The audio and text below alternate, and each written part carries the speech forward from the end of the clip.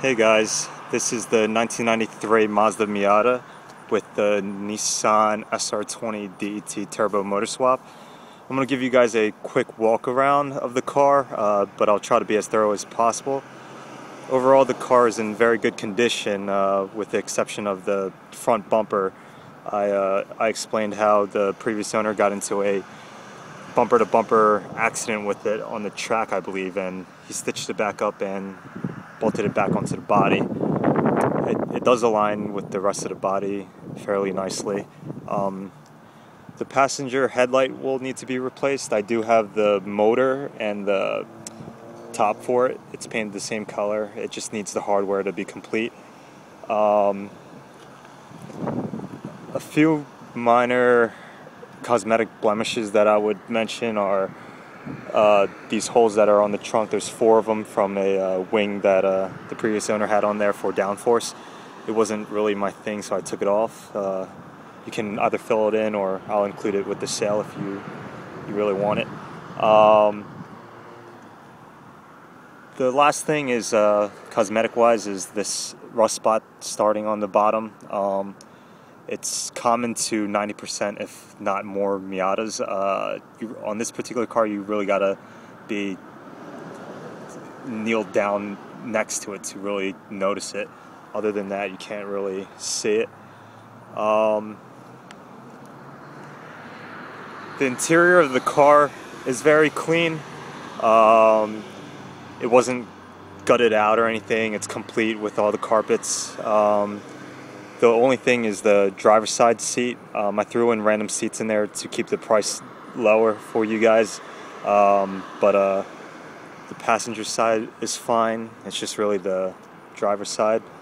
4 weeks ago, a lot of parts were installed onto this car, namely the roll bar, the new convertible top, and NRG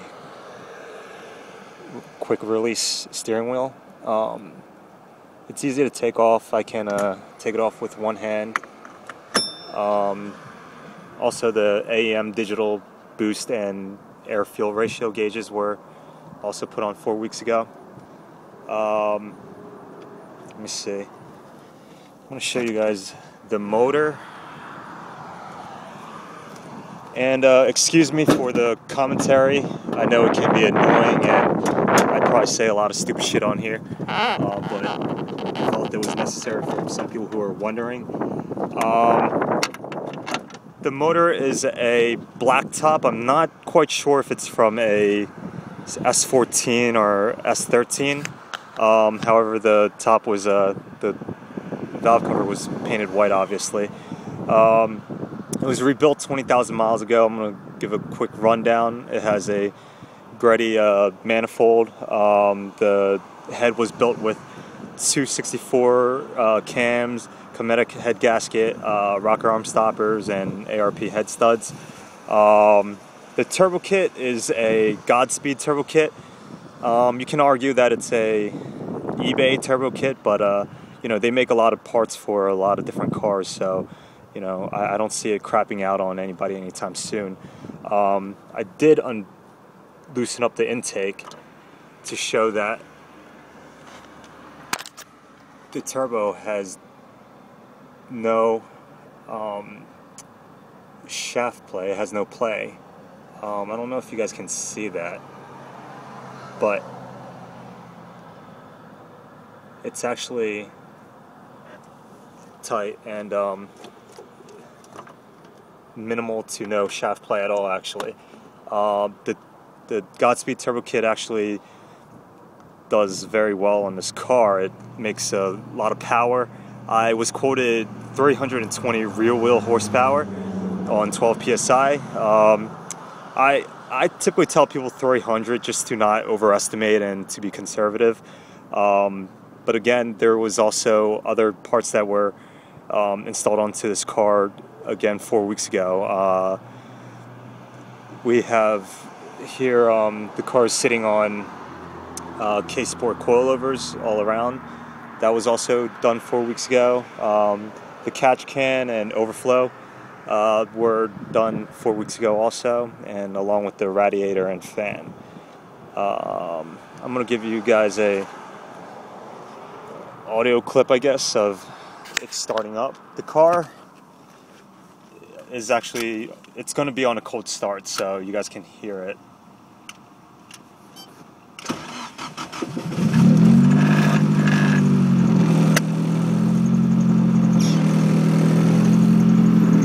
It starts up like that every time.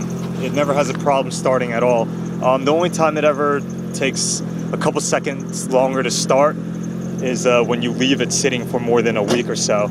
But you know, it starts up like that instantly every single time. With the cams and the 3-inch straight pipe, the car is a little bit louder. It's not unbearable, but you know, it's actually sounds pretty nice.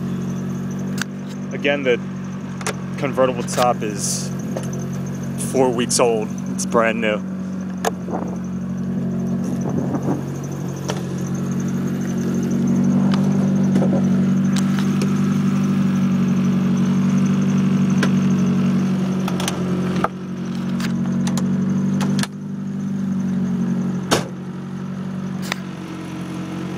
The doors are all closed, the top is up.